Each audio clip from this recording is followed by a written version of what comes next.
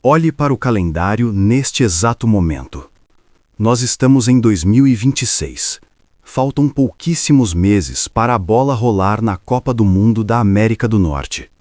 Em qualquer outra época da nossa história, as ruas já estariam começando a ser pintadas, as bandeiras já estariam nas janelas e o coração do brasileiro já estaria batendo em um ritmo diferente, acelerado pela esperança do Hexa. Mas faça um teste silencioso com você mesmo agora. Sinta o seu peito. O que você sente quando pensa na seleção brasileira entrando em campo no meio deste ano não é esperança, não é euforia.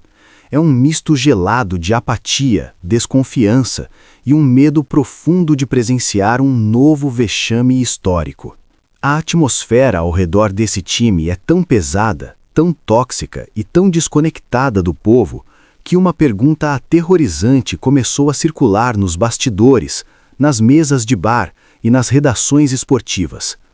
Uma pergunta que os patrocinadores tentam abafar a todo custo com comerciais felizes, mas que nós vamos responder de frente hoje. Nós estamos prestes a mandar para a Copa do Mundo a pior geração de jogadores de toda a história do futebol brasileiro? Prepare-se, porque a ameaça de 2026 vai muito além de perder um jogo de futebol. Ela ameaça destruir a última gota de amor que você ainda tem por essa camisa. Para mergulhar nessa ferida, nós precisamos encarar o paradoxo bizarro que tomou conta da nossa seleção. Quando você olha para o papel, a teoria nos diz que nós temos um esquadrão brilhante. Vini Júnior decide finais de Champions League com a frieza de um veterano. Rodrigo é letal contra os maiores clubes da Europa. Endrick é a maior promessa global da década. Nós temos zagueiros que são capitães nos times mais ricos da Inglaterra. Nós temos o talento puro lapidado nos melhores laboratórios de alta performance do planeta. Mas então, eles pegam um avião, desembarcam no Brasil, vestem a camisa amarela com as 5 estrelas no peito e a magia simplesmente evapora. Eles entram em campo pelas eliminatórias sul-americanas e parecem um bando de garotos assustados, pesados, incapazes de furar a defesa de seleções que têm uma folha salarial infinitamente menor que a nossa. Por que essa metamorfose sombria acontece? A resposta não está nos músculos ou na tática. A resposta está na alma. Nós criamos uma geração de atletas de laboratório. Como discutimos nos episódios anteriores, esses meninos foram arrancados do Brasil muito cedo, blindados por empresários e formatados por táticas europeias. Mas o efeito colateral mais devastador desse isolamento não foi apenas técnico, foi psicológico. Nós estamos diante de uma geração que não sabe o que é sofrer pelo futebol. Eles são meninos que se tornaram multimilionários aos 16 anos de idade. Eles não cresceram precisando provar o seu valor na lama, sobre as baias de um estádio lotado cobrando raça em um domingo à tarde de campeonato brasileiro. Eles cresceram em centros de treinamento luxuosos, com nutricionistas pesando a comida deles em gramas, dormindo em lençóis de algodão egípcio e cercados por um exército de assessores de imprensa treinados para abafar qualquer crise. Eles vivem em uma bolha de vidro impenetrável, onde o maior medo não é perder um jogo, mas sim perder seguidores nas redes sociais ou irritar os patrocinadores globais. E é exatamente essa bolha de vidro que criou o abismo irreparável entre a seleção brasileira e você, torcedor.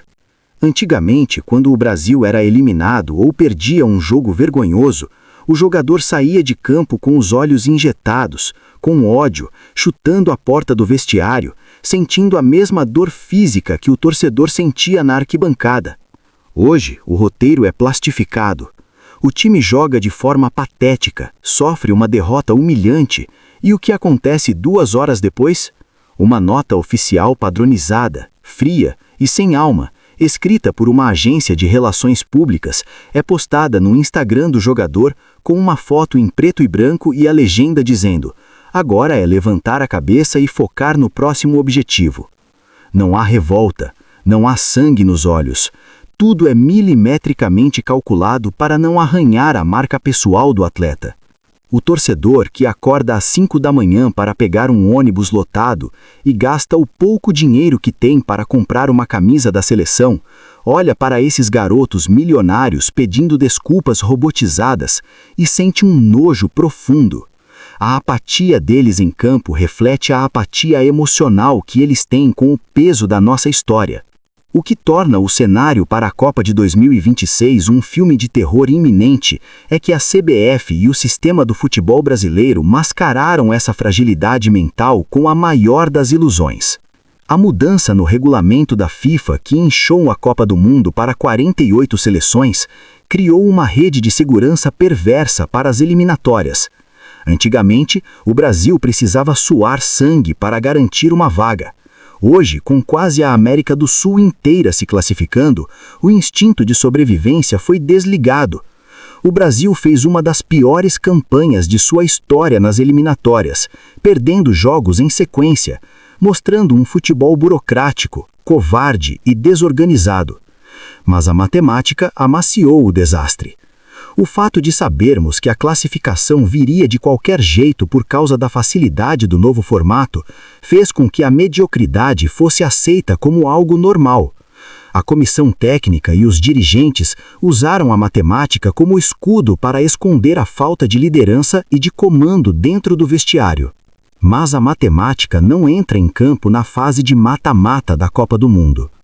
Quando chegarem os meses de junho e julho nos Estados Unidos, México e Canadá, a bolha de vidro vai estourar. Nós não vamos enfrentar seleções que se contentam em empatar. Nós vamos dar de cara com a força física absurda da Inglaterra. Nós vamos colidir com a velocidade cruel e mortal da França de Mbappé. Nós vamos cruzar o caminho da Espanha faminta e da Argentina cascuda que sabe usar a catimba e a pressão para derreter o psicológico do adversário. E a pergunta que aterroriza os verdadeiros analistas de futebol é: quando o cenário virar uma guerra de trincheiras, quando o Brasil estiver perdendo por 1-0 aos 35 minutos do segundo tempo, quem será o jogador dessa geração que vai dar um grito, assumir a responsabilidade e sujar o uniforme de lama? Quem é o capitão que vai rasgar o roteiro do Instagram e cobrar o companheiro no meio do campo? Se a resposta for ninguém, a ameaça de 2026 não é apenas uma eliminação precoce. A ameaça é o colapso moral. Nós corremos o risco real de assistir a pior geração da nossa história entregar a Copa do Mundo sem dar um único chute a gol de pura raiva. Uma eliminação passiva, silenciosa, burocrática. O medo do 7-1 foi o medo do choque brutal, da humilhação sonora e chocante. O medo de 2026 é o medo do silêncio. É o medo de sermos eliminados por uma seleção europeia nas oitavas ou quartas de final e nossos jogadores simplesmente saírem de campo trocando camisas, sorrindo timidamente, com as malas já prontas para embarcar em jatinhos particulares rumo às férias em Ibiza, Dubai ou Miami. O pesadelo de 2026 é a banalização do fracasso.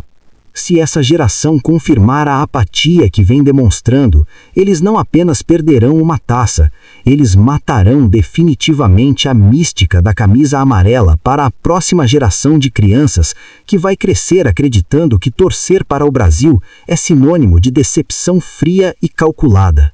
A contagem regressiva já começou e nós estamos à beira do precipício.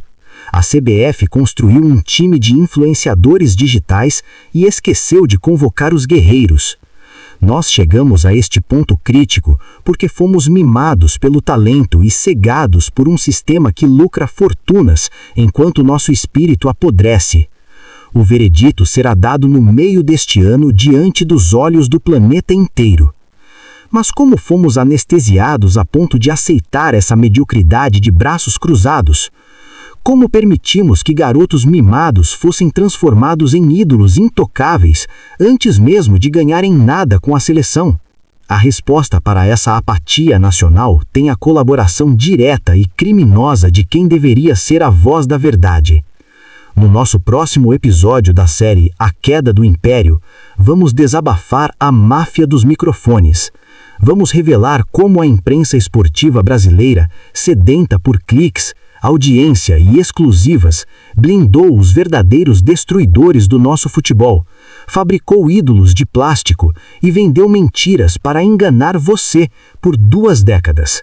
Você acredita que os jogadores de hoje ainda sentem a dor de uma eliminação, ou a seleção virou apenas um estorvo nas férias deles? Deixe o seu desabafo nos comentários. Inscreva-se no canal, deixe o seu like e ative o sininho, porque o diagnóstico final do nosso futebol vai expor verdades que os programas esportivos têm pavor de contar.